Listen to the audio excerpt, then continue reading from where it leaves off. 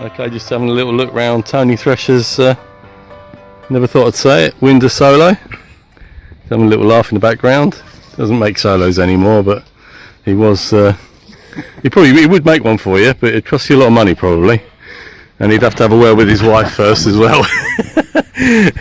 So obviously a good thing about Tony's boats is he was never big on putting lots of controls on them. He was always about really concentrating on sailing and not concentrating on all your silly controls that you have in a boat. So he had the basic controls, and you can see here he's got a thwart. Sometimes he didn't. Sorry, not a thwart. The traveller. Sometimes he didn't have a traveller. Sometimes he just stuck it in the middle. Just got a little ratchet there. No cleat. Can't capsize if you're not cleated. Oh, he's got cleats on the side. Yeah, he's gone laser style. Yeah. Right. Yeah. Remember the old lasers used to have the cleats. Do they still have cleats on lasers, or you can? Yeah. Yeah. Nobody uses them. Just use their teeth. Yeah. Phil Mullane's centreboard, obviously. And is that wind rudder? Is that on there? Everything off that, bar the two cleats that are not in use, are off my boat. I took them, and all those fittings on that boat are 17 years old. Yeah, which is, they all work, don't they? They all work. Chat. We're waiting around. So you got the Peugeot now. You used to have a Volvo, didn't you? What happened to the Volvo? It blew up. It blew up. It doesn't bode well for my Volvo then, because it's completely blew up, which is unusual for a Volvo. I was very sad. Yeah. Anyway, so I'm retired now. So is there enough room for you in it? Did you sit in the back seat or something? 'Cause it's not the biggest car in the world. Well, you're still about 6 foot blooming 4 or something, aren't you? It's difficult to get in and out of, but it's actually more comfortable than my Volvo to sit in. So tell me about some of your highlights, Tony, from your career of building solos. Oh my goodness me.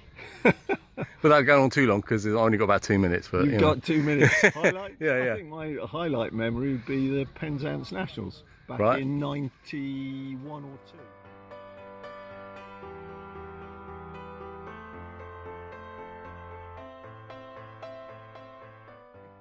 When it was before there were a lot of jockeys there, put it that way. And a large entry, and I turned up with a speed sail which didn't measure, which I was very pleased of, and Tony Cook lent me a McWilliams sail, which was the sort of forerunner of most of the North sails, and I put it up and it went rather well. And it was a windy champs, so coming into the last I was actually lying second overall, and I thought, my God, there's no wind today, it's not going to be too good, and I was chuffed to bits in that particular field to end up finishing 4th, the leather medal, but I survived the day, and actually Jim Hunt only beat me because he went on a complete flyer to the whole fleet and came out smelling a rose. He got the first beat in one race and won the race, so brilliant. He picked me at the post. Okay, so how about obviously you built a lot of solos. Can you remember how many sort of you used to keep a book, didn't you? You had a ledger. Yeah, I've got a book for tax reasons, of course. Yeah, absolutely. Now. I think I probably built over 200. Yeah. And I certainly built, I reckon it's about 250 boats. So I built something like that. And some of the kit boats I lost track of. Yeah. But I did quite a lot of those. That was something I would have, if I'd carried on, I would have developed. Because I never had anybody come back and say, what do I do next? So I obviously had some good instructors. So did you still like... well, I don't know what your background would be. You got sort of a naval arc, nothing like that. No, nothing. So what was your background before you got into building solos? Were you a carpenter by trade? No, or? Not at all. No, I'm an agricultural economist. Right. Hence look it up, Google that.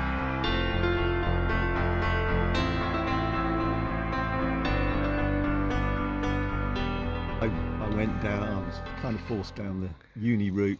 Didn't really work for me. I got a degree, but I was never going to do that. So I worked on farms, and I'd always loved sailing and sport and everything. And I kind of fell into it a bit. I fell into it. Someone said, "Why don't you build a boat, Tony?" And they gave me some plans for a solo. So I went into a shed, and I taught myself how to. I built one. Yeah, that was 3420. It was right. Okay. Which I see was up for sale. Marvelous. Yeah. I had communication with the guy, and So and that sort of led me into the world of solos and solo measuring. Yeah. So I could tell you a story about how that boat got measured. It was measured by a guy called Jack Hornby, who was great friends with Jack Holt. He's of that era. And to say he was old, but he literally turned, I shouldn't really say this, but he turned up to Farmore in a Metro, got out the car and said, "Oh my, that's a nice looking boat. Yes, that's definitely a Solo." And he said, "We better take some measurements. We better see how long it is." And anyway, he took a few measurements. We never turned the boat upside down. And he said, "The measurement form will be in the post." At which point I went, "I don't think I'll be using him again," because I wanted to know whether my boat was... So that one, heaven only knows if it measures. But the next few I did were measured by Starsky and Hutch, so either Jim Gates or Ron Green. Okay. So, I wanted to do I'm like Starsky and Hutch, Starsky. Starsky, Oh yeah, of course, yeah, of course it is. Yeah, the great, great Starsky and Hutch. Yeah. Nothing got past those guys. No, you know. And actually, you mentioned whatever the number was. I think it was 3464. Yeah, that's it. Malcolm Gandy's. Gandy, and latterly I lost out to. In that boat, I lost out to Martin Lambert, bless him. Right. At the end of the second inlands I did. Yeah, I knew you were in the shout. Yeah.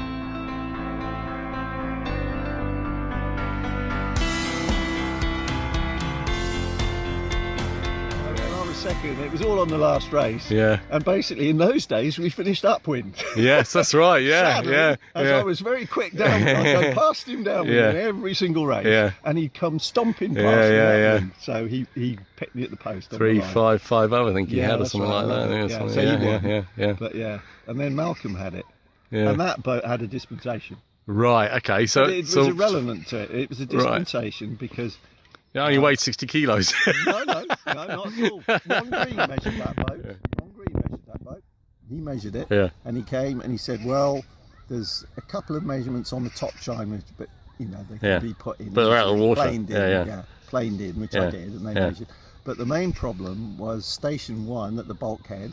The beam was too wide. Okay. By about a centimetre. Mm-hmm. And he said, "There's not a lot you can do, but as it's only the second boat you've built, I'll ask for a dispensation." Right, okay. Committee. Yeah. So he asked for a dispensation. But that would get the boat up on the plane quicker, though, wouldn't it? If it's wider at the boat was full in the bow, and I like fullness under the mast because I was always slow downwind. And actually, 3712 I used at Pentanks. That's a full old boat under the mast. But got up and down.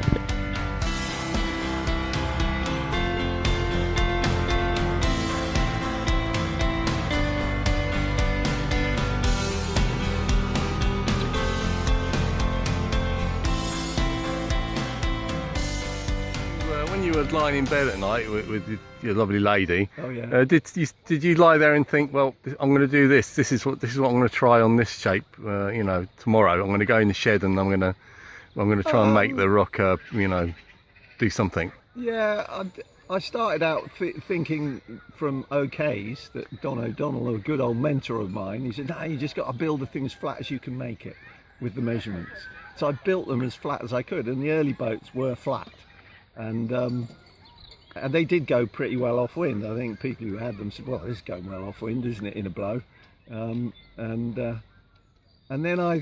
but most of my sailing is inland, so I think I felt it stuck a bit, and so I started putting a bit more rocker in here and there and playing around really, particularly as I was heavy in those days. I think a bit more rocker.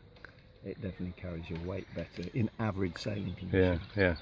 But you can always build a boat for the day, can't you? It's never so you've got to. What we gravitated to now with the Winders, to be honest with you, is there's not a lot more you can play about with within the rules. So it's been a great thing for the class, hasn't it? We have pretty much one design sailing. People play with the masts and the rigs. That's fine, and they tweak things here and there.